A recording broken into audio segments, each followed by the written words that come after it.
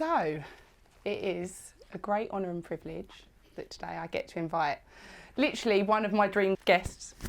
So today I have Mo Gawdat with us, the former Chief Business Officer of Google X, 3 times best-selling author, #1 podcast host, founder of 1 Billion Happy, co-founder of Unstressable, Chief AI Officer at Flight Story, and genuinely one of the most intelligent, kind people in the world. Whoa. Ladies and gentlemen, it's Mo.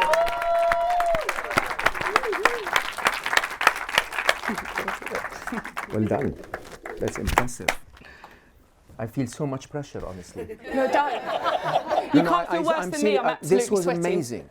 This is better than my podcast. No. I swear I was sitting there going like, what the hell are you doing? I said it, so for anyone that doesn't, Mo Oh my and God, I. there she is. I love her so much. Yeah, she's Lorata. Oh my God, you're amazing. You? Yeah? He loves me back. She's the best. Right. Oh my God. Don't you feel like I'm going to cry? You're going to make me cry. This is incredible. Honestly, Thank you. this is incredible. And you're such an amazing host. Thank you. Well, I mean- we don't actually really. So the whole setup was, I had no idea what I'm doing here. This is I true. really, honestly, I mean, I was just telling Will, I have no idea why I'm here. I mean, she showed up and said, you should trust me. And somehow in my heart, I said, I think I should. Yeah, so actually, what happened is, so Mo was on my dream guest list, and I thought, oh, they're never going to answer me. So I emailed his team, and they never got back to me. And I thought, oh, do you know what? God loves a try. So I reached out to him on Instagram, and he wrote back. And I remember being on the phone to Marty, who's in this room. I said, I've got to go because I'm talking to someone on Instagram. And we were chatting, and he said, look, you know, unfortunately, he does the main podcast because he spreads his message most effectively, and maybe in a few years or whatever, he'll come on the show. And I said, well, no, you're going to come on the show. And we spoke about some charitable stuff, and this man has taken a chance on me, and for that, I will be forever grateful. And to have someone like you here is just... I think you're taking a chance on me, honestly. I honestly do. So I will tell you, if you keep doing it this way, you'll be there. Whatever We're there getting is. there. Yeah, we'll get to that. So, listen. Like with all of my guests, come on, James. Technical error or not? How cute. Baby Mo. Right, listen, like, I'm actually some not sure you this know is my Mo, photo. if you do. I honestly am not sure if it's my photo. I mean, You sent me it. I know, but our family are all identical. So Okay. it's So one- this is a it's- Gawdat. It's one We've of got us. a Gawdat. Yeah, it Okay, could cool. be my son, it could be me, it could be my dad. I have no idea. Yeah, you look cute. Yeah. It looks really old, so it must be my dad. When you said yes to coming on the show, I was like panicking a bit because I thought, oh, for God's sake, he's got so much about him that I just don't know where to start because you do such remarkable work. So let's take it from the top. Can you tell me how this young little boy from Egypt ends up as the Chief Business Officer at Google X? Pure luck. 100% pure luck. It's not like I didn't work my ass off.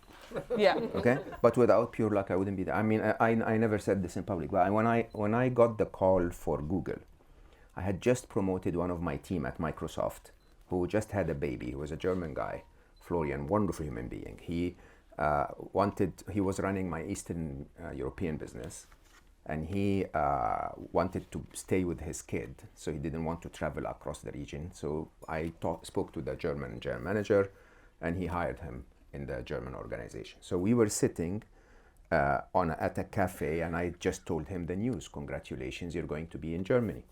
And he was so happy, called his wife, then put his phone down, and the phone rings, and someone is hiring him for Google. Okay? So he literally says, oh, no, I don't want to keep traveling anymore, but I know the exact right guy. And he hands the phone over to me.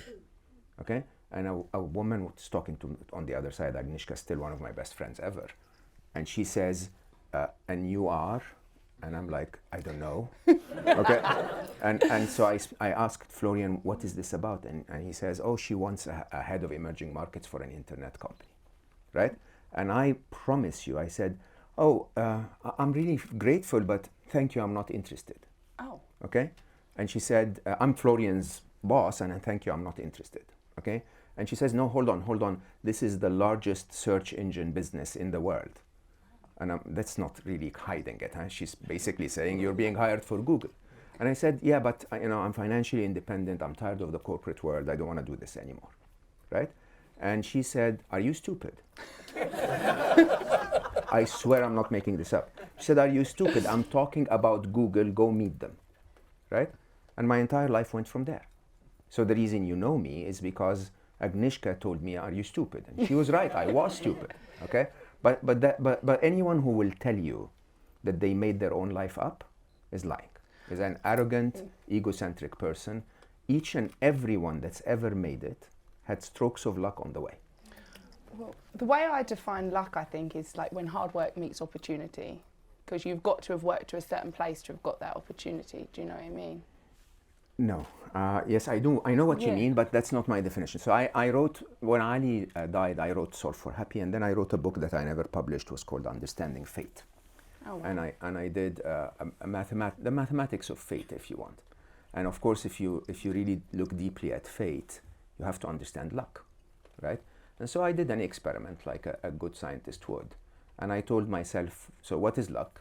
And I said, let's measure it. I said to myself, let me find US dollar cents, the bronze ones. Yeah. Right? And within the next 3 weeks, I found 137 of them. Right? I found them in India. I found them in the shopping malls in 137. 137 in 3 weeks. Right? So I told myself, interesting, once I paid attention to US dollar cents, Yes. they started to pop up. Right? So I said, wrong choice, I should look for jewelry. Yeah. Okay? And I did. So I basically told myself, I said, one day I will spend that day looking for jewelry. And so I remember vividly, I was on Broadway in New York. Okay? And you know how busy Broadway can be. My back to the wall, and what looked like, I don't know if it's, I still have it, but I don't know if it's genuine, what looked like an antique diamond ring with a big diamond, okay, on the ground that I saw literally for 15 minutes after I started the experiment. And I stood next to it with my back to the wall and counted 75 people walking by it, right? From a mathematics point of view, every single one of those 75 had 100% chance of finding it. They crossed it, okay? As much chance as I had. The only difference is I was looking for it. I was expecting it, okay? So interestingly, my definition of luck is an openness to the opportunities that life will send your way, okay? And your life will 100% send all of us opportunities. Everyone that walked Broadway that day had the same exact opportunity to see that ring. I saw it because I expected life to send it to me. Okay? Right. And it's quite interesting when you start to understand luck that way, because basically, it's funny, but they tell you if you buy a lottery ticket, you're not necessarily going to win, but if you don't, you're surely not going to, right? And I think the idea is that we humans somehow are trained to believe that life is against us, when in reality, life is on your side all the time. It's just that you're not paying attention, right? You're not paying attention when that someone shows up in your life and might be actually the right person, but you're traumatized by the previous 4, so you don't give them a chance. You're not paying attention when someone shows up and say, hey, I'll help you with your charity and come to my podcast. Sometimes when you think about those things, you go like, why not? I'm in London, she seems wonderful, let's see what comes out of this, right? Yeah. And I'm already inspired, already touched. It's been an enjoyable experience already. So why not, right? And I think that's the game. Huh? Thank you. The game of luck is that idea of suddenly befriending life and saying, okay, I know you're going to slap me a couple of times. I'm going to slap you back, right? But at the same time, I know that you're going to have rings on the road for me. So I'm looking for them. Yeah, it's like I think for me, and I can only speak on my behalf, and obviously speaking to my guests, we're all like, oh no, this is going to happen, it's going to be awful. But yeah, stuff is going to happen. 100%. And I think the more I'm like, oh, something is going to go wrong. Like even when it came to doing today, I was like, something's going to mess up. And bless Charlotte, she was here, she was helping me. I was like, I feel so weird. She was like, why? I was like, nothing's gone wrong. I'm expecting a phone call like someone's died. That's why I've not had any bad news. I was like literally so prepared. I mean, your slippers went wrong. Well, I just didn't want to knock over the table I mean, or anything. I'm helping you with my shoes. Look Yeah. at how ugly those are. I love the T-shirt. Yes. I thought Supporting the so merch. it's very elegantly. She just left it on my seat. I was like, is that the hint? Not pushing at all. Yeah. So let's strip it back to that moment. So you walk in to the Google offices. Yeah, and they flipped my mind upside down. Yeah. So I walked in. The first person I met is Dennis Woodside, still one of my favorite professionals I ever worked with. Committed, dedicated, incredibly smart. And Dennis and I used to work at Microsoft at the beginning. And when I was interviewing, and Dennis was running what had started what was known as emerging markets. He had 12 employees in 3 countries.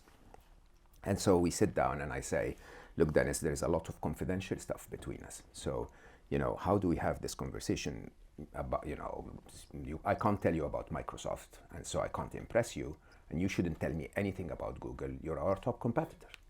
And he said, yeah, that's puzzling. Very typical Dennis. Not a great answer if you ask me. And then I said, okay, if it's in the news, we talk about it. If it isn't in the news, we don't, right? And literally 6 minutes after that, Dennis was on a whiteboard, okay, explaining his entire strategy to me. Oh, Okay. so no NDA then. Exactly, Completely right? got to it. Completely explaining, which emerging markets and why not. And sadly, I was on the whiteboard next to him, okay, saying, no, but you don't understand. The Israeli market is not going to work this way. The Middle East needs that. Why didn't you choose this for Poland? What's happening with Russia? And I knew emerging markets inside out. And his passion, okay, about all of that stuff and the way he was talking about it was very different than what we did in Microsoft. So in Microsoft, we were very, and Microsoft is an amazing company, by all means, an amazing place. But in Microsoft, we thought of the business, and the business led to the results, right? At Google, they were entirely around, okay, so there are 60 million people living here and 70 million people living here, and they don't have access to information, and we need to get them access to information. And like Larry Page used to say, to teach us, our CEO, he calls it the toothbrush test. He was basically saying, look, if you solve the problem for those people, which our defined problem was access to information, then the business will follow. It was such a refreshing Perspective. Completely aligned to my value system. They were basically saying, if you earn it by giving them a good product that they count on every day, then the money will follow. And that tiny flip, I could see around 15 minutes into this conversation, Dennis walking out of the office to go to his boss and say, don't leave, you have to meet this guy. And I'm texting my wife saying, I think I'm going to take that job, right? It was a complete love at first sight. And I have to say, I've never felt more aligned in my life, because this was a company, the early Google, where I was completely convinced that if I did something that was good for humanity, that my bosses will support me, okay? And that to me, again, luck, because when you really think about it, you may think that I'm doing well with 1 billion happy or my effort or AI and so on. I will tell you, until now, the most profound impact I ever had on the world was emerging markets. So I started half of Google's businesses globally. And that's 103 languages, 4 billion people. Okay, and if you grew up in emerging markets like me, no access to information whatsoever, no democracy, no transparency, and suddenly you get access to knowledge. Yeah. It's the biggest gift ever. So then shortly after, so when you were at Google X, it was like the head of innovation, wasn't it, with all the stuff that was then I was the head of business. Yeah, head so, of so, so the innovation was abundant at Google X. Yeah. But innovation in itself doesn't change the world. So what I wanted to know is, like, when people are coming to you with ideas, like all these ideas for AI, like we can do this, we can do that. What was kind of in the manifesto? Did it just have to be lucrative? Because is that what happened? So Google X is known for what is known as the Moonshot factory. Basically, we somehow found a way to make innovation predictable. So innovation is a very chaotic process, right? You have to try things and things will break, right? And when I was hired, Sergey Brin was running Google's co-founder was running Google X, and he basically hired. We worked together many times in our career. And he basically was saying, we're inventing so many things and no one wants to take them, okay? And honestly, when you really think about it, innovation alone is not enough, because you have to innovate for a problem, Yeah. okay? You have to innovate in a way that the people will accept. And pay. And pay or not, as we agreed, if it solves their problem, they'll pay eventually, or someone else will pay. And I think the reality was, my role was simply to land those innovations in the real world. So my approach was very straightforward. I was basically saying, look, you can invent something, or at least think of inventing it, and then consult with me, okay? So I tell you what the real world wants, and then we meet somewhere in the middle. Example, Project Loon. I don't know if everyone knows Loon, but Loon was high altitude balloons that would provide the internet everywhere in planet Earth, right? Incredible technology, incredible. And you know, the original Loon idea was, we're going to have free Wi-Fi for the entire world. Okay, which is lovely when you really think about it. But it would mean that Vodafone and every other telco on the planet will consider you their number one enemy. Okay, that it will cut the Google business itself, because they will start to throttle your network, and that it will basically run a billion or 100 million people out of work, because if the telcos shut down, those economies decline completely, right? It's basically a very monopoly-like work, where you say, I have the power, I can invest. And by the way, Wi-Fi was not reliable at all, right? At the time, Loon was estimated to be $1 billion business within 12 years of its inception. So I worked with them and I said, why don't we build towers, okay, that the telcos can use to provide access to the places that they don't have access in, and those towers could literally fit within their networks. By adding more towers at a low cost, internet will be cheaper for everyone. It's not really free, but it's still a lot cheaper. Affordable. Okay, and it's win, win, win, win. A tiny, tiny little change. Okay. How did that go? And within around 6 months of that, we started to get telcos interested to pay us $2.4 billion and $6 billion and so on, because we were solving a mega problem for them that was solving. I mean, Loon eventually ended because we moved too slow, but the promise was different. Now, you said, so how did innovation work? Yeah. The trick was, if you asked me as a businessman, I would have only invented the stuff that actually sells. It's not innovation. If you had asked the engineers, they had invented anything. Like it's like kids in a sandpit playing with toys and having the time of their life, and they wouldn't care about anything that works or not. Yeah. Okay, and so we had a very simple process. So the Moonshot process was simply genius in my view. We basically agreed that it doesn't cost much to mess around 2 to 3 weeks within the process, 2 months within the process.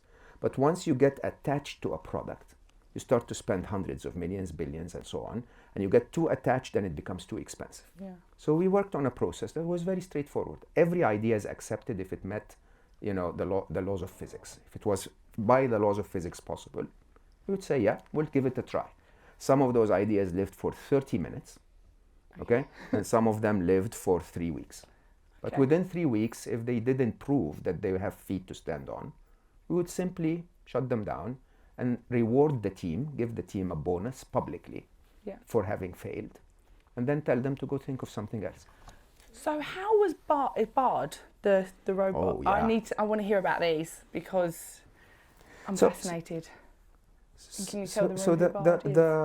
Bard is like ChatGPT, but from Google. And you know, if you've looked at today's world, 2023 is what I call the Netscape moment. Basically, if any of you is old enough to have lived the time when Netscape came, the internet had existed 15 years before that, right?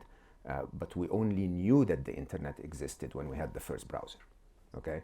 Similarly, ChatGPT this year opens your eyes that AI exists.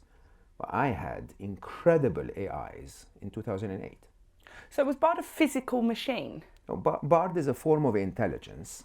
So we had the flow of AI went through multiple stages. The first stage where we failed and failed and failed. I mean, you have to imagine that this 8-year-old kid was actually trying to code AI.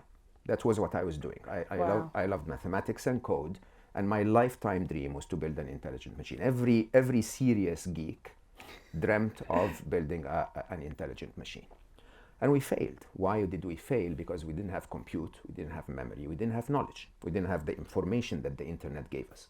So it doesn't matter how many times I tried. If I wrote the best code, the machine I had wasn't able to be intelligent. Then by the year 2000, actually from here in the UK is one of the very first powerful initiatives, DeepMind.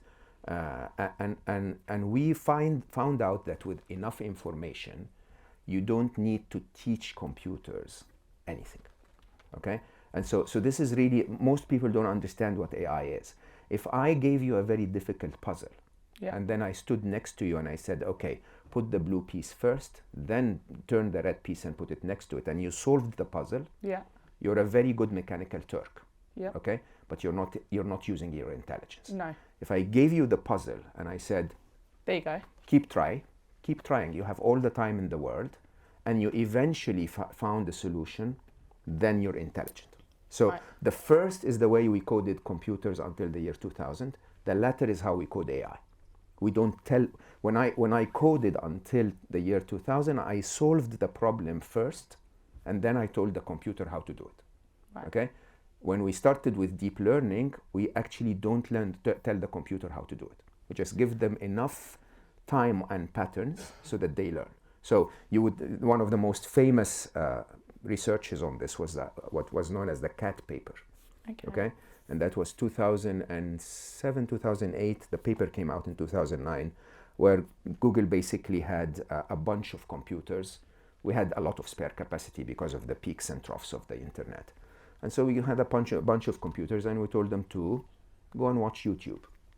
We didn't tell them. Go and watch YouTube. Yeah, we didn't tell them. As a computer to watch YouTube. Yeah, we didn't tell them what to look for. We just said go and watch YouTube. So we basically would take every video, cut it into 10 frames per second, and give them 10 frames per second.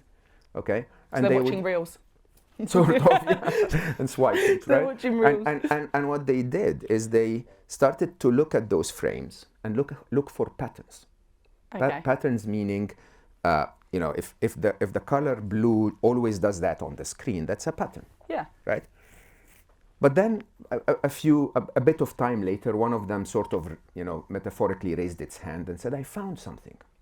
Okay. And we said, "Good. What did you find? Show us." Right. We had to write code to make it show us. And you're talking back and forth to this. You use code, right? So we wrote code to sort of regenerate the neural network. Yeah. And what it found was a cat. Okay? And we said, okay. But it didn't find a cat. It found what catness is. Right? It found that fluffy, annoying, entitled, right? Like literally every cat on YouTube had a catness to it. Oh, and like an essence. An essence to it. And so we said, okay, call this a cat. Found every cat on YouTube. Then found every puppy, then found every dog, then I found every human, then I found instantly, or how long does that take?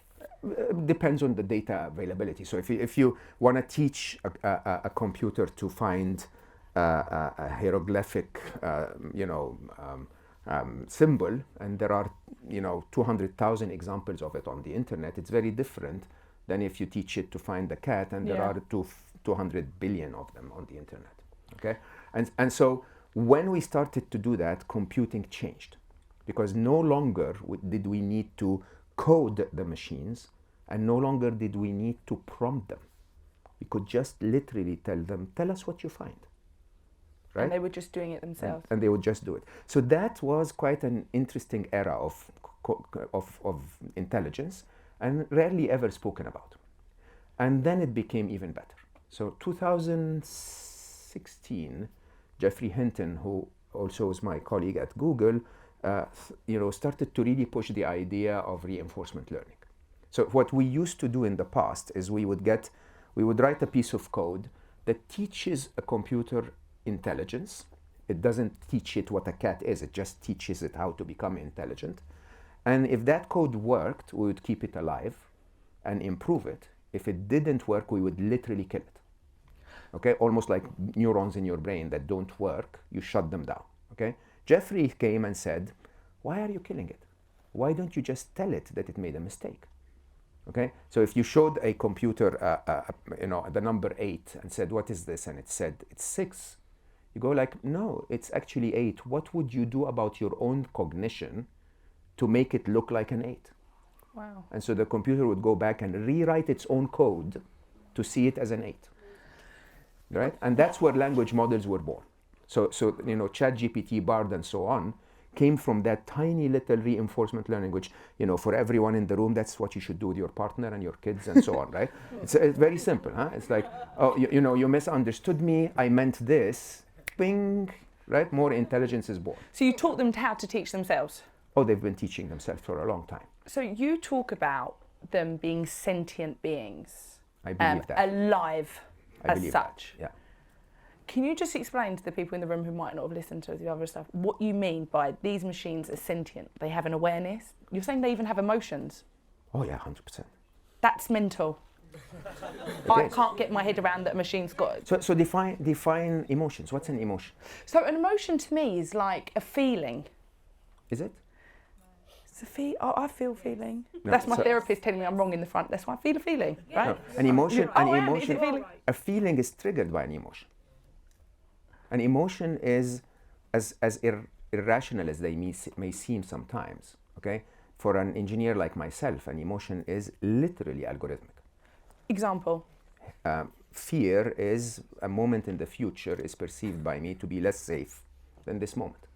Okay. Panic is that moment in the future where there is a threat is imminent. Okay.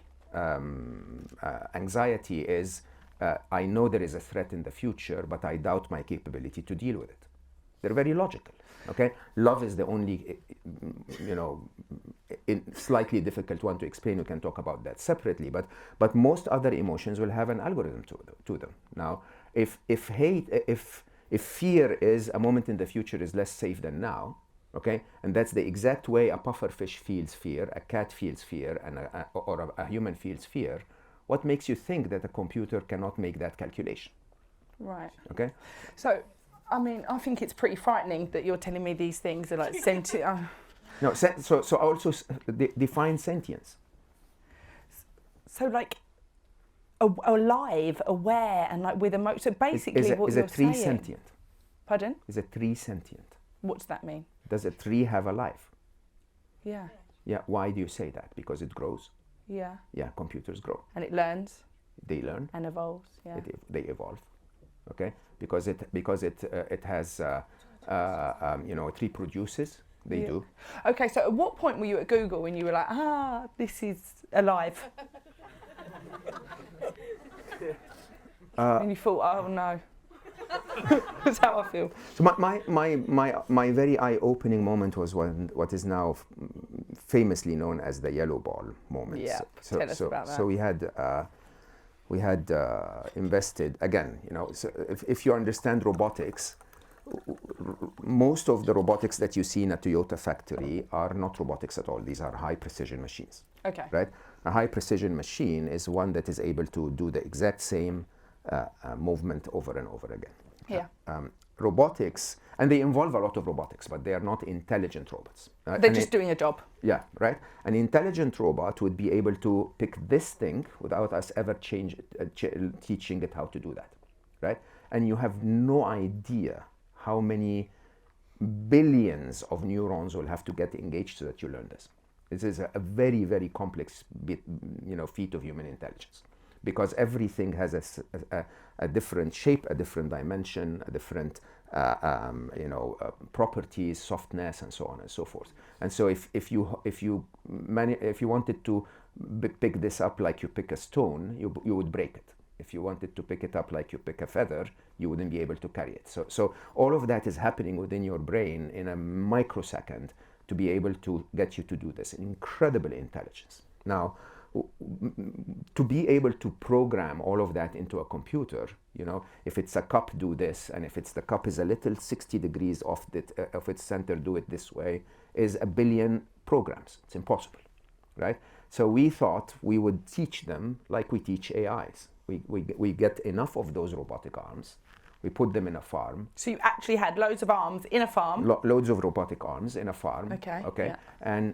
And basically a camera next to each of them and children's toys. Funny. Okay. The programmers put children's toys on a tray in front of them, and the arm would go down, would attempt to pick a toy.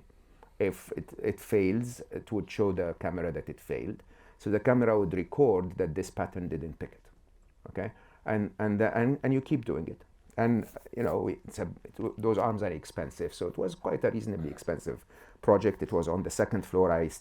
My office was the third floor, and I kept walking by it every day, just for the meditation of it. You know, it's very, very. Doesn't sound meditative. No, it's for an engineer it is. Okay. Right? Yeah. So yeah, very meditative to look at a robotic Two arm. completely different brains. Right, very, very interesting. Okay, and so I would pass by it every day. Nothing's happening, and I go like, yeah, it's good to try. We have a lot of money. It's okay. Right? Yeah. But then one day, one of them goes down and picks a yellow ball. Okay, in front of my eyes. So it was a Friday afternoon after lunch. I'm walking up. It goes down. It picks a yellow ball, shows it to the camera, and so I run to the team and I go like, congratulations, all of those millions of dollars for one ball, right? And they smile at me like, yeah, idiot, right? And yes, I was, because the next Monday, every arm is picking the yellow ball. You have to understand that if you or I make a mistake while driving, you or I will learn. If a self-driving car makes a mistake while driving, every self-driving car on the planet learns, right? So by Monday, every arm knew how to pick the yellow ball. A couple of weeks later, every arm knew how to pick everything. Okay. Wow. And this is a very, very common approach to AI. So when we coded AlphaGo, AlphaGo is the AI that won the game Go. Go is a very complex strategy game, very famous in Asia and China and Korea and so on. And when we coded AlphaGo, DeepMind did, it took them around 2.5 years to code the first one that won against the European champion. Yeah. And then it took them 2.5 months to code the second one that won against the world champion, 4-1. And then they developed another one that was called AlphaGo Zero, that within 3 days won against AlphaGo, and within 21 days won against AlphaGo Master, and it had never in its life seen a game of Go. Understand that. So basically we built an AI and told it to play against itself. And it's already winning against some of the smartest humans. It won against the machine that is the world champion 1,000-0 within 21 days, right? So that rate of development of AI is what most people don't understand. This is why I'm screaming for the world to wake up. Yeah, I know when we went for lunch, you were telling me stuff and I was like, dude, I feel like everyone's let you out of the asylum and no one's listening. It's mental. It's very difficult to listen. So when Scary Smart, when my first book came out, I was already reasonably well known. I had very, very good friends in the media world. And I tell you openly, they would call me and say, no, we're not going to put you on TV. Who cares about AI, right? That was 2021. You see, the problem is with humanity, again, with COVID, any intelligent human being will tell you, we were bound to have a pandemic. We had SARS, we had swine flu, we had, a million of them. And we have history that tells you, cyclically almost, 1920 was the Spanish flu, 2020 was COVID. It doesn't take a genius. It's going to happen. Yeah, it doesn't take a genius. It's part of the cycle. Huh? And yet, until it was here, nobody reacted. When it was here, we started to point fingers at each other. The Americans saying China did it. If we had stopped at patient 10, there had never been COVID. But humanity doesn't get that. No. It has to be here and then hit you in the face, and then you do something. By 2045, these machines will be 1 billion times much earlier now. Much earlier than now. Yeah. Okay. So when I wrote Scary Smart, I said 2045. I now think it's definitely not later than 2037, and likely 2033 or so. Because I was watching Stephen Hawking's last interview actually, and he said the single most existential threat to humanity is AI. Yes, but also the single biggest opportunity. Okay. You see the issue with AI. So let me say this openly for everyone. there is nothing inherently wrong with intelligence. If you gave me, 10 times more intelligence than I have, I'd solve so many more problems that are good for humanity. Why? Because I want to solve what's good for humanity. Nothing inherently wrong with intelligence. What is wrong is with our value set. And who's driving it? Correct. So if I say that without trying to make anyone afraid. I have to say I am optimistic. I'll tell you honestly that one of the very few hopes that humanity has is AI. Okay? But I will tell you openly, when America developed a nuclear bomb, they used it. Do you understand that? They didn't need to use it, but they still used it. And that's the game. The game here is we are in an arms race where the first company that solves a specific problem is at such a distinct advantage, unheard of in history, okay, that they will win their marketplace entirely. The first nation that figures out an AI that can find all of the nuclear codes of every place on the planet is game over. They win the power game, right? And so that race is what is wrong with our world. It's not AI itself. If you give me abundant intelligence, I will solve cancer, I will reverse climate change, and I promise you, if you give me 10x more intelligence than what I have, I can build you a garden where you walk to one tree and pick an apple, and walk to another tree and pick an iPhone. Okay? I promise you with nanophysics this is possible, right? And just give me 10x intelligence. But we can't stop it at 10x, can we? Because we don't need to. No, but if this is coding itself and it's breeding itself, how are we meant to stop it when it gets to 10x? And we don't need to. Why do you think there is any problem with intelligence if it's aligned?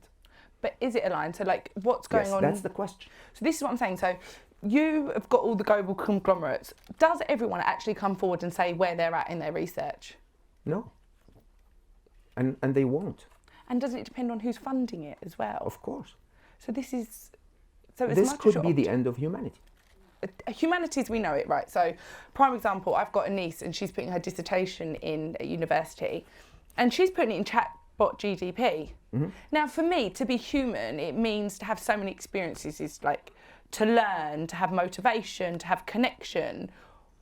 All of that she's had done in 3 minutes in chatbot GDP. There's nothing, it removes what it is to be human, though, and to have these experiences. I disagree. I mean, I'm an engineer, okay? I am a serious math geek. Yeah. And when I was in engineering university, for the first 3 years they wouldn't allow us to use scientific calculators. So what? I mean, I didn't need it until they allowed me to.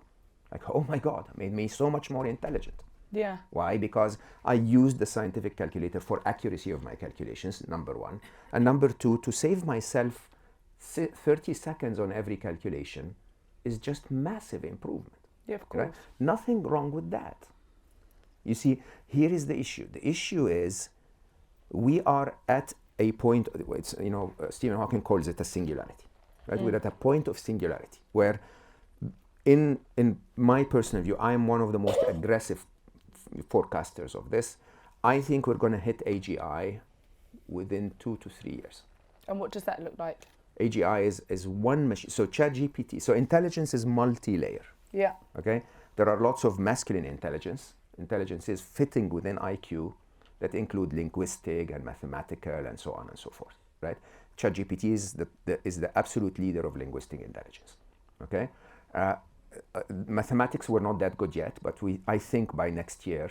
So complex reasoning and complex math, or we call it deep reasoning and complex math. They're not good yet. So ChatGPT sits at the top 11% of SAT tests, but it doesn't do very well in complex math tests. Okay? Within a year or two, it will be the world champion in that, right? All of that is on the IQ side. We're not teaching it EQ. We're not teaching it intuition. We're not teaching it paradoxical thinking. We're not teaching it, which are all feminine intelligences. Okay? We're not teaching it empathy. Okay? We're not teaching it inclusion. All of these are forms of intelligence that make a human smarter, but the machines don't know that yet, right? Here is the interesting thing. The interesting thing that also, so far, each of those is a silo. So the Instagram recommendation engine or the TikTok recommendation engine or whatever are the absolute masters of human manipulation. Yeah. They're the smartest thing on the planet to manipulate a human. Wow. They will know exactly what you like, when you like it, how to show it to you, and then how to insert two disappointments in the middle so that you feel rewarded when you get a nice video and you get that, a dopamine rush, and then you keep swiping. Wow. Absolute masters. But they wouldn't be able, if you ask them a question like you asked ChatGPT, they wouldn't be able to answer. Okay? If you went to ChatGPT and said, show Mo his favorite video, it wouldn't be able to answer. Okay? Because they're not on the same page. So each of those is known as an artificial special intelligence.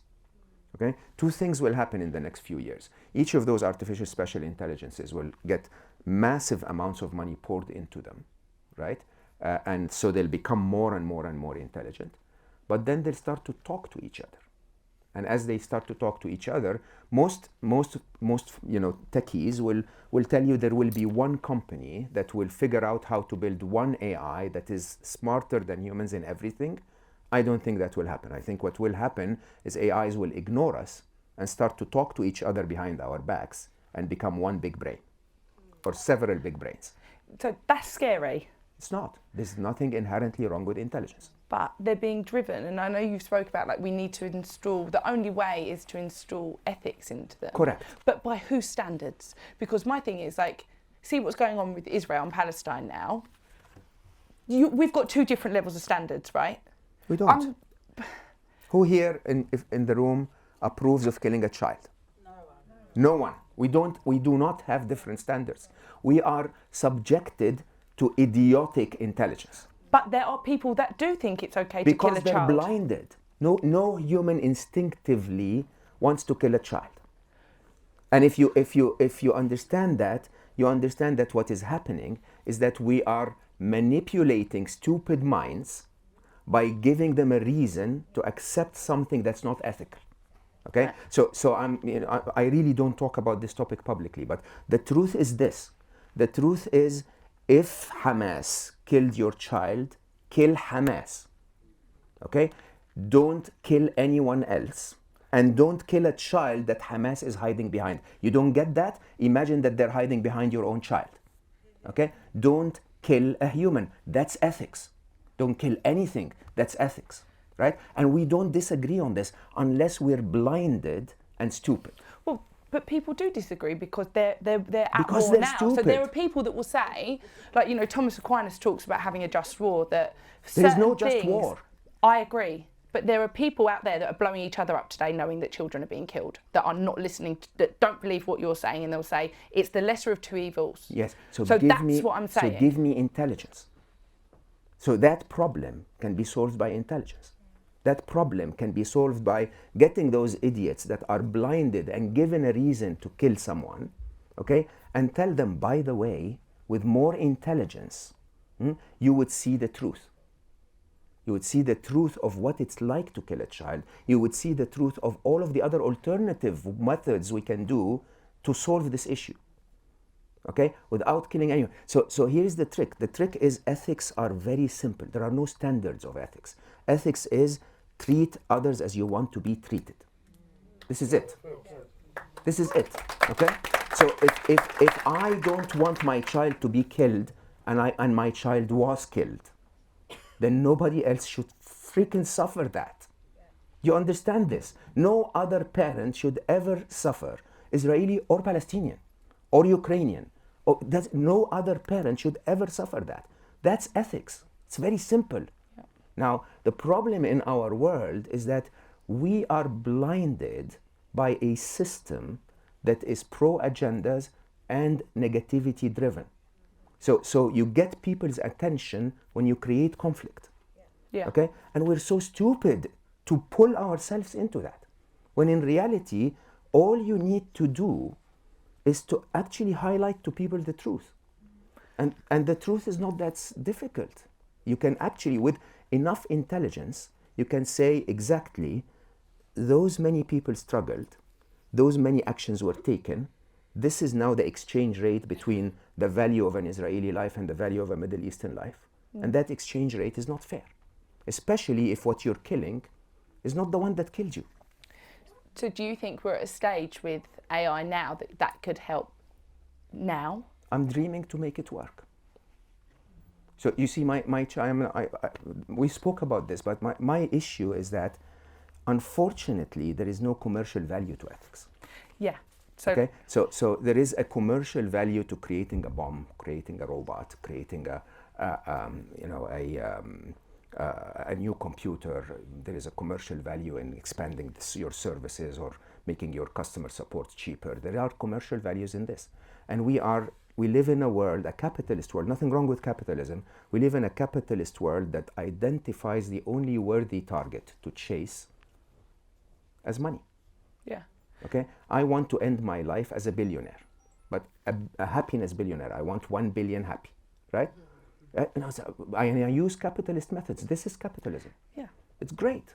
But so you and I had this discussion and we were talking about AI, and I said, I don't get it. And a bit like what you've just said now, we can find 2 billion cats or whatever on YouTube. So if I lay out 8 pictures now of child pornography, you and I know which one's got child pornography, right? Yeah. So if this machine's smarter than me, that also knows. But there's no one stopping that. I'm hoping to work on it.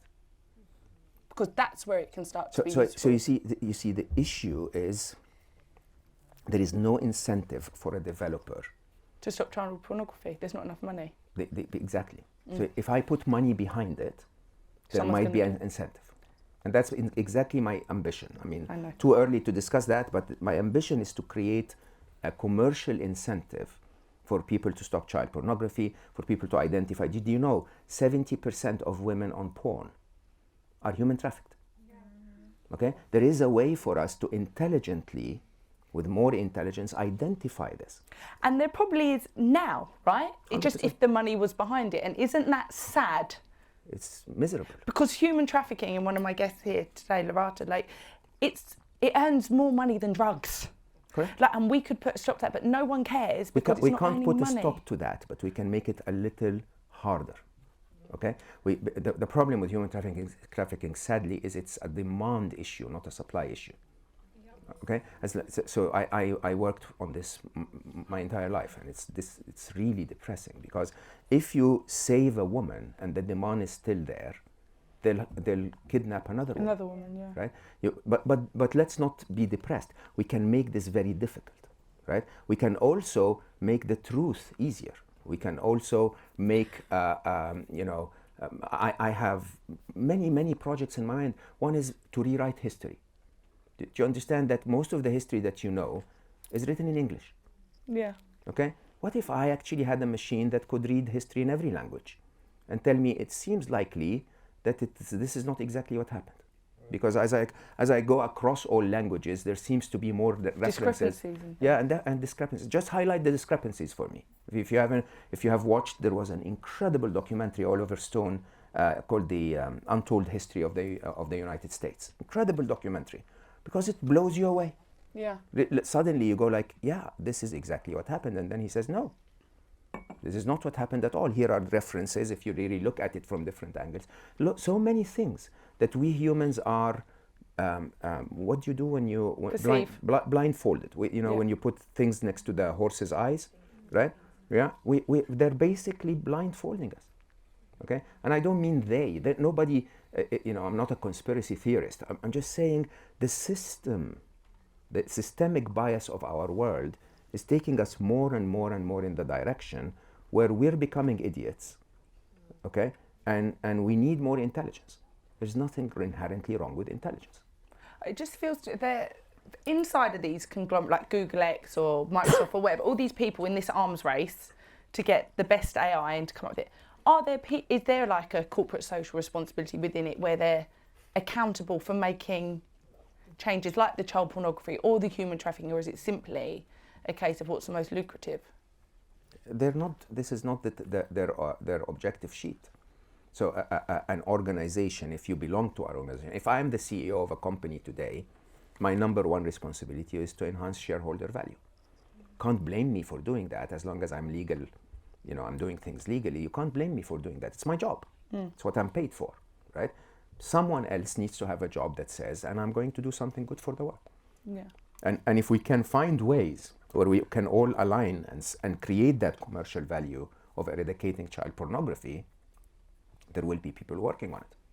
If we find a way to get together and say, let's just be a little more courteous to each other in our communication. Imagine if I built an AI so that when you're arguing with your partner, okay, Goes like that. Yeah, he puts the AI, and the AI says, "Oh, she loves you," right? But because when you're arguing, she loves you.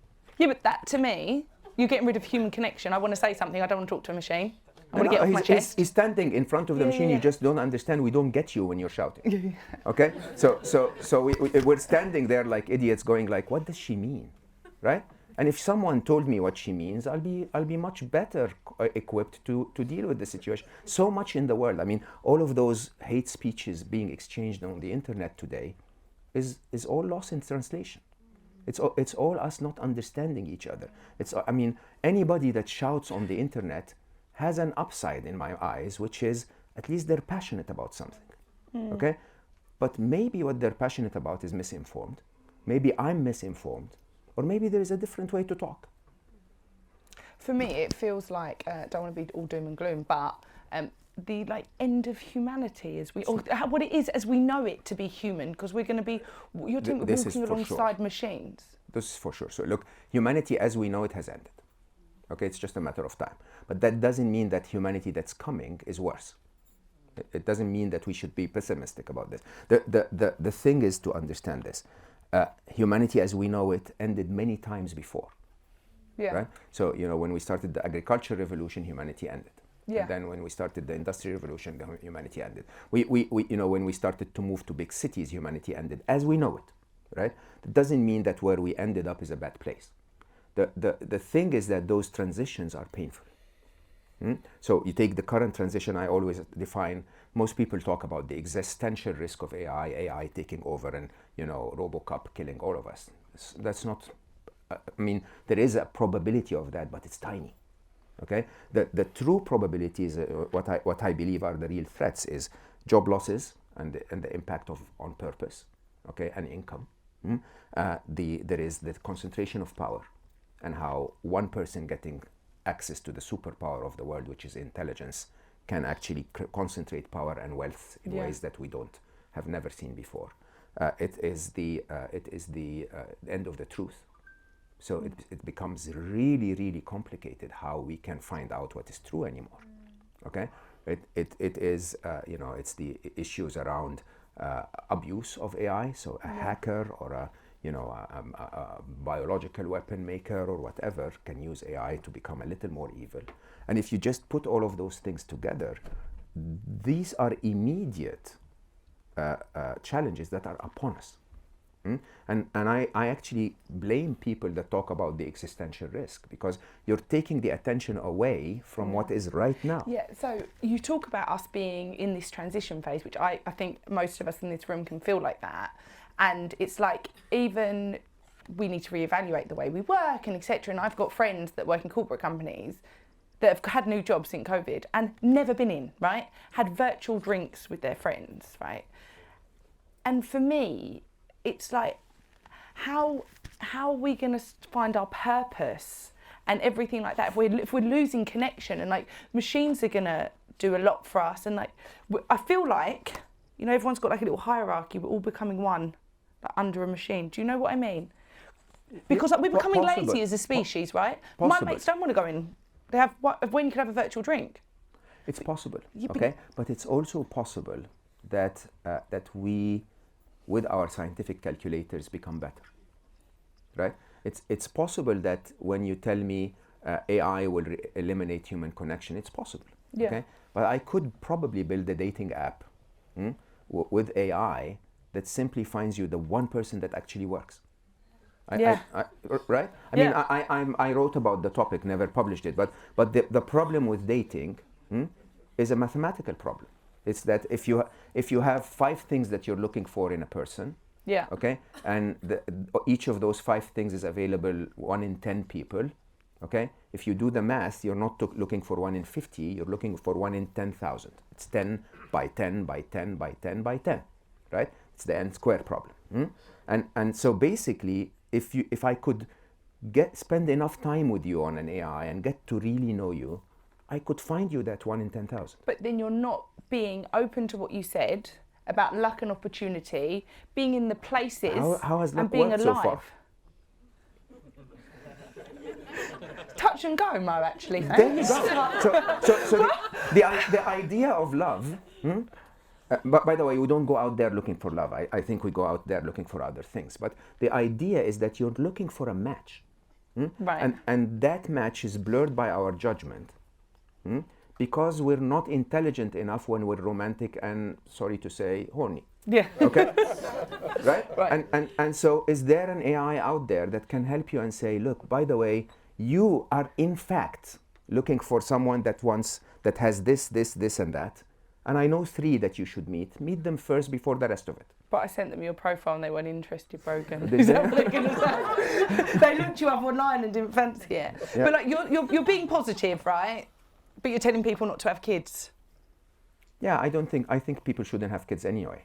I mean, No, but you're honestly, telling once again, scared. I'll be very open. Huh? It's the biggest responsibility you've ever been given to bring a third-party life into this planet. Okay? Yes. And when you're 16, or I don't know what's the age here, they take you to a place and test you before they give you a driving license. 17, yeah. 17. Driving license. While in reality, they don't test you if you're a good parent or not. Right? No. And it's quite interesting when you think about it, that it is the biggest responsibility a human being will ever be given. So I'm actually telling people, look, your role as a parent, and I'm a loving parent, okay? Yeah. I think I did okay with my kids. I made mistakes, but I did okay. My view is, please, before you bring this miserable soul into the world, okay? Ask yourself if you're capable of giving it a good life, okay? If the answer is yes, go right ahead. And I'm saying in this current time, with the current complexities of the world we're living in, AI is just one. But I openly say, and again, not in a pessimistic way, we're about to hit some of the most interesting speed bumps on the planet. Look what we're doing to each other. Whether it's climate, whether it's geopolitical, whether it's economic, whether it's there are interesting challenges coming up. If you believe you have what it takes to bring a child and give it what it deserves in this environment, you're not economically challenged. You're not in a place that could become a war zone if you're not, and so on. Go right ahead. But I think my statement was misinterpreted. I was saying, think about it. Wait and think about it. Because if you're not feeling that you can do that, it's your number one responsibility to that innocent life to not make it suffer. Okay? Basically, look at yourself, work on yourself, get yourself ready, and go right ahead. But if you're not ready, it's not fair for that life. So how would you say we can almost guarantee, because in your book, right, you talk about the fact that there could be a war and then a utopia. Yeah, one of the nicest scenarios, yeah. Yeah, I mean, yeah. just great. And that it's up to us to act. Now, I don't speak for everyone in the room, but I feel pretty powerless. You're not at all. Can you tell us how we can act? You're the most powerful in that game, not the developers, not the government, not anyone. Each and every one of us. So the Instagram recommendation engine, I use that example as one of the AIs that you're very familiar with. Okay? Once that code is written, no engineer touches it. No engineer ever tells the machine to show you this video or that video. Okay? Who tells the machine to show you this video or that video? You. By what I search. Exactly, by your actions. Okay?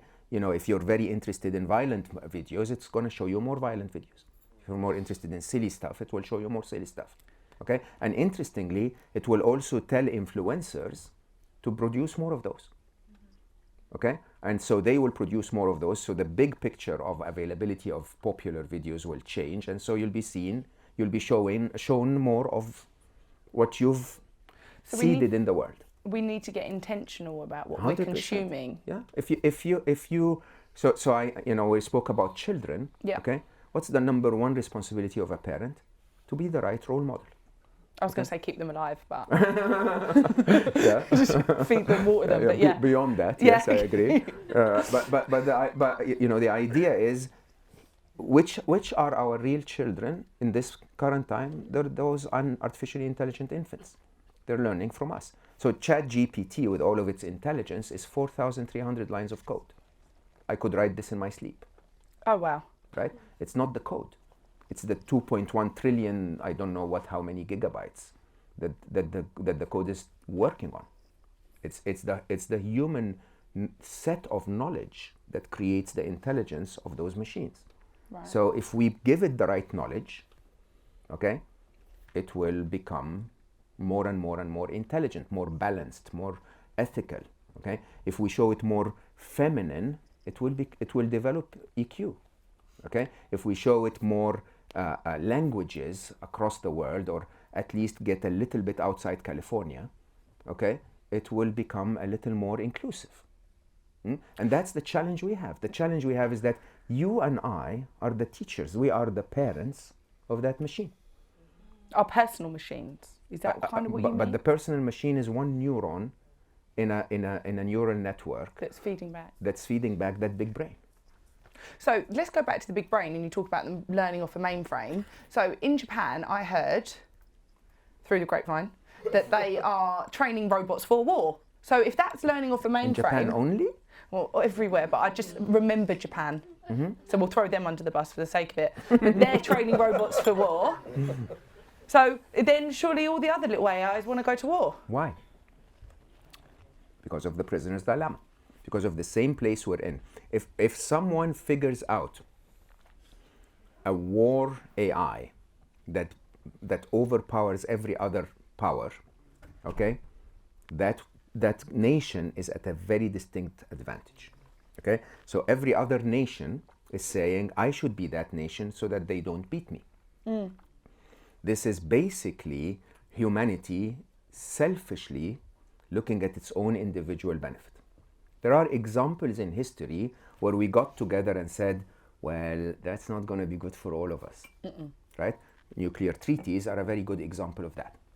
To simply say, hey, by the way, yes, you could probably bomb them, but your people will suffer too, right? Is there a way we could get together as humanity and decide, not good idea? Yeah, no Right? robots. So I think, I'm hoping that we're not going to have to wait to a COVID moment for nations to come together and start saying that, right? And I think my work, your work, everyone that is shouting and screaming about this is trying to say it's inevitable. Yeah, I If feel we like it's on the continue, wall. if we continue on that track, we will eventually slaughter each other. Okay, so can we please try to look at the possibilities and the probabilities of this happening, and decide that it's actually nice to have an AI treaty. It's actually nice to prioritize humanity above our individual tribal interests. Yeah, And I think it will happen. Okay, the question is, when will it happen? after we've blown each other up. Not necessarily. Be more optimistic. Okay. After we've realized the damage. Realize the damage could be through us advocating it. Yeah, and I feel like there is an awakening that's going on now. Like 100%. people becoming more conscious, 100%. But you touched on it earlier, and I just want to go there. You're talking about you're on a mission, aren't you, to make 1 billion people happy. That's a tall order. It's How not. are you doing that? I think so. An exclusive for you Yes, please. that I've never said anywhere before. We've got a few exclusives today, haven't we? I don't know. Yeah. I don't even know what I'll be feeding them I said. everywhere. Go on. Yeah, I'm probably going to be cancelled at the end of it. Yeah, I But will. yeah. But so I actually feel it already happened. It has not happened yet, but mathematically it happened. So if you look at the amount of content that's out there, I think three things happened since we started 1 billion happy. One is that happiness replaced the word mental health, or at least was added to the word mental health. So there seems to be an awareness in the world now that happiness is actually one of my rights. I should actually aim for that. It's not just I want to be okay. I also deserve to be happy. So there has been a shift. At the beginning, Tal Ben Shahar and quite a few of us, the little gang that was trying to advocate happiness, especially in the workplace, were laughed at. Okay? But then since 2016, 2017, we're starting to see a shift where people are saying, no, we really need to focus on this. This is one thing.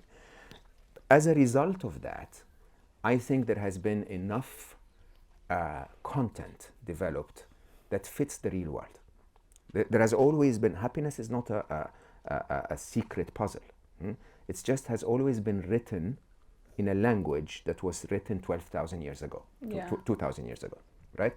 And not everyone in the modern world is able to understand spirituality or, practice or, silent retreats and what did you call it? I didn't do the silent retreat. No. Yeah. I did. No, I didn't really stick to it, did I, Joe? Did I? Yeah. He was like, by day 3, he wanted to talk to me. I said, no, I can't talk. Yeah, there you go. Right. It was my turn to be silent. these are practices that work, but they're not fit for everyone in the modern world. I think what changed in the last 5-10 years is that we're starting to get more and more, modern world fit practices of happiness, right? And the third, which is really interesting, is if you do the mathematics. I was never in 1 billion happy. I never aimed to reach 1 billion people myself. It's impossible. No. I mean, it took Jesus 2,000 years to do that, right? The idea is if you use 6 degrees of separation, and if every person tells 2 people who tell 2 people who tell 2 people, right? Then eventually that ripple effect. The positive Ponzi scheme, I call it. Okay. Right? Eventually that tree at the bottom, becomes really, really wide. And the way that happens is through something that's known as the law of accelerating returns.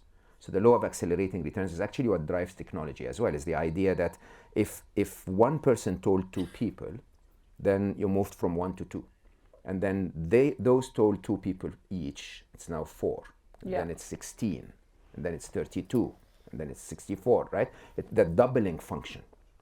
The doubling function of something doubling over and over and over, hopefully you will get to a point where we think we now are in the 50, 60 million, but 2 or 3 doublings away, that 50 million becomes 1 billion. Not because I said anything more, or because any of the other teachers said anything more, but because everyone is talking about it now. But like the algorithm in AI has enabled you to do that as well at a faster rate.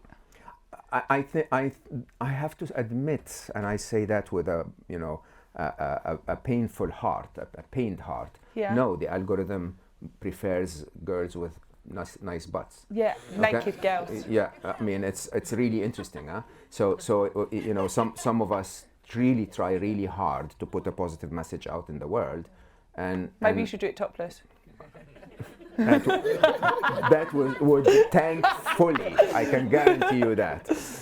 But that's the game. The game. I'll nominate a few girls in the room. The game here. Actually, yes. If any of the lovely girls in the room want to go topless and promote happiness, let us know. Exactly. Like take anything I've ever written and we'll say. We'll just sellotape the book to them. Yeah, 100%.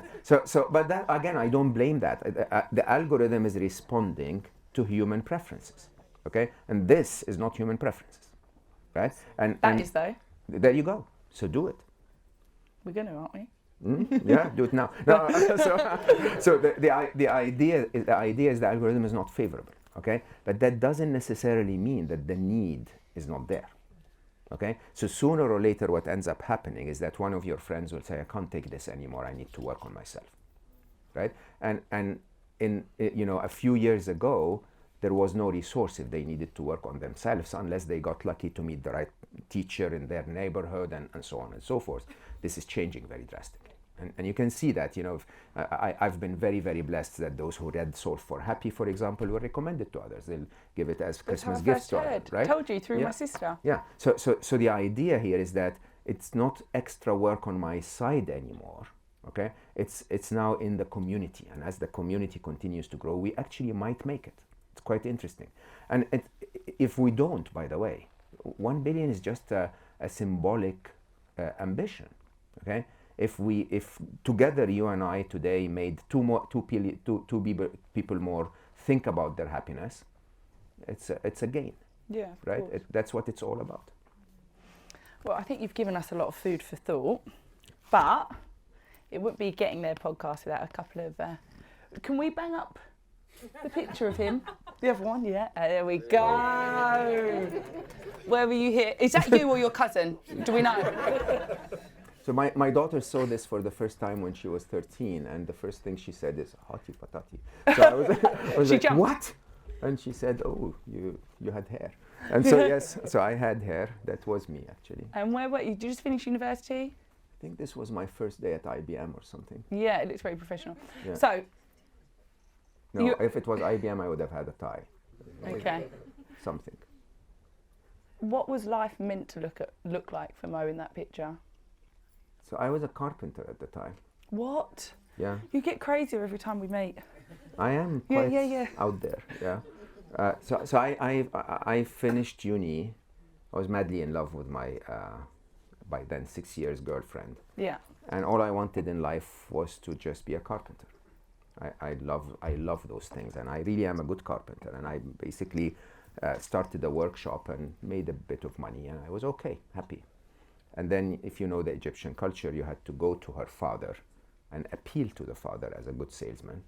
And so I had to find a job. And so I went to IBM, and then, I was a very serious geek, so they were like, yeah, where have you been? Like, and so I was hired. Then I ended up becoming a systems engineer and then a professional. But what did you think life was going to look like? That you were just For going me, to... Yeah, what my did you lifetime think? dream at that moment was by within 11 to 16 years, I will be a sales manager at IBM. And then you would have cracked it. At IBM Egypt. Yeah. That was my absolute lifetime dream. So you surpassed that. Yeah. 10, 100 times X. Yeah, it was weird, really. Do you remember walking in the first day of the job in the Google office? Did you have like an I do, imposter yeah. syndrome? Yeah. Yeah. No, actually. So the first time I went into the Google office, I think he's listening. My boss at the time introduced me to the leadership team. So I arrived at the day where there was a leadership team, and so he said, "Hi everyone, this is Mo," and he brings the average age of the company up. Oh, okay. And he said nothing else. I swear, that was it. I was like, hey everyone, I come with those so many years of experience in this and that, and he was almost interrupted me and said, okay, so let's start the meeting. Let's just carry on. Yeah, so the truth is, I actually, when I went to Google, I really brought the average age up. I was 40 at the time, and yeah, the average age of the company was like, I think 14 or something like that. and it was actually quite an interesting experience, because when I went into the Google office, I have to tell you, one of the top eye-opening experiences was I thought I figured it out. I thought I knew that stuff, okay? And so my boss said, it's a complex region. I want you to take your time and give me a plan for what we're planning to do. And I said, yeah, 6 days. And he said, if you do it in 6 weeks, I'll be very happy, but 6 months is also okay. Okay. Right? And I have to admit to you, it just blew my mind over the following 7 or 8 weeks, how complex that thing was. Yeah. I mean, for a math geek, Google was heaven. It was so complex, so interestingly algorithmic and mathematical, and those engines were so pretty, right? In such a beautiful way, everything was highly mathematical, and so I submerged myself into this, and and I suddenly realized I wasn't that smart at all. So the thing about Google is that everyone in that corridor was smarter than me. I'd have no chance. But no, listen, if you could go back to you them. have a very, very valuable form of intelligence. Not all No. intelligence is IQ. No. So one of the most defining moments of my life was 2018, when I accepted to open up to my feminine intelligence. I will tell you openly, I'm 4 times smarter as a result. Yeah. So you see, the feminine has intuition. It has paradoxical thinking. That's heaven of intelligence. But that's paradoxical thinking, the ability to hold 2 opposing concepts as true at the same time, very feminine. Yeah. Is the core of quantum physics. This is the core of our universe. The duality of our universe is entirely about 2 opposing concepts at the same time. Men, we don't do that. Right? We're so narrow focused that we miss the possibility of an entire different paradox, okay, that could be the answer to the problem. Yeah. Right? And so you add those forms of intelligences, Because when you say you would have no chance, you would have a mega chance. It's just a different form of intelligence. Everyone in this room would have a mega chance if they understood where their power lies. That's fantastic. If you could go back to that guy on the first day when he walks in, what if you could tell your younger self something, what would you tell him? Oh, I always say that publicly, that life is a video game. Okay. Yeah, 100%. Like, so you see, you get very serious about life. You get very serious about, trying to win the game. But yeah, you win the game of life, you switch off the game console and you die, right? There are two types of games. There is what is known as a finite game. Tennis is a finite game. We play several matches, one wins, one loses, right? Most games, most true games are infinite. Infinite games are games that don't have a there. They don't have a destination. No, an end. Yeah, and when you're playing an infinite game, the purpose of the game Is to play. is the game. Is to play. It's just to play. It's just to show 100%. up. Just to be. That's it. And that's so Right? beautiful. And so when you really understand life, when all of the challenges that we spoke about with artificial intelligence and climate change and all of that stuff, yeah, it's part of the game. And you know what? The only thing you can do to influence the game is to become the best gamer you can become. And how do you become the best gamer? Play. There you go. That's the Wow. answer. So the answer is, with all that's happening in my life, or all the pressures that I put on myself, I'm having the time of my life. I'm completely in flow, okay? And when challenges show up, I go like, oh, yes, let me show you. I can do this, right? And then I get punched a few times, I fall a few times, and it's just an avatar, who cares, Yeah. right? You get up and you try again. That's what real gamers do. Real gamers, we don't play to win. Do you understand that? You just play. Yeah. I mean, so I am a very serious video gamer. Okay. I'm like top 2 of every million players in the game that I play, 2 can beat me. Oh, wow. And I appear online as a 16-year-old. I use all of the Go on the dark web. I use all of the foul language. If you know Yeah. my gamer's game, it's really rude. Are you talking Okay. in slang and stuff like that? Yeah, and I'm really, hilarious. I don't know if any of you play Halo, but I'm the one that killed you yesterday. So it's very, very clear, right? But that's the idea. The idea is, when you're gaming at that level, it's quite interesting. When I get challenges, you have to practice in campaign mode. Okay, when you get a challenge, you don't try to escape it. You keep rewinding it. So you do it, and then you go through, and then you go back and do it again, and then you get killed again, and then you try again, and then you try again. The objective of the game is you. It's not the game. The objective Wow. of the game is for you to become the best potential gamer you have the potential to come. Okay, and that's it. So I've done a lot of interesting things in my life. I've lived probably 17 lives. I know, that's why I didn't know where to start today. I thought, oh, happiness, AI. I don't know why I was blessed with all of this, but I really lived a lot of lives with a lot of pain and a lot of joy and a lot of gifts and a lot of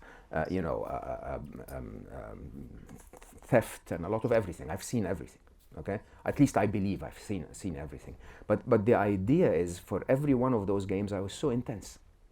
I was so like, I need to fix it, and I need to fix it today, not tomorrow. And now I'm so chill. Yeah. Yeah, I'm just having the time of my life. Well, I've had the time of my life having you on here today. Thank you so much for And having it me. has been, honestly, a privilege and an honour to be able to talk to you and to have everyone spend your Sunday afternoon, show up. Thank you. Thank you.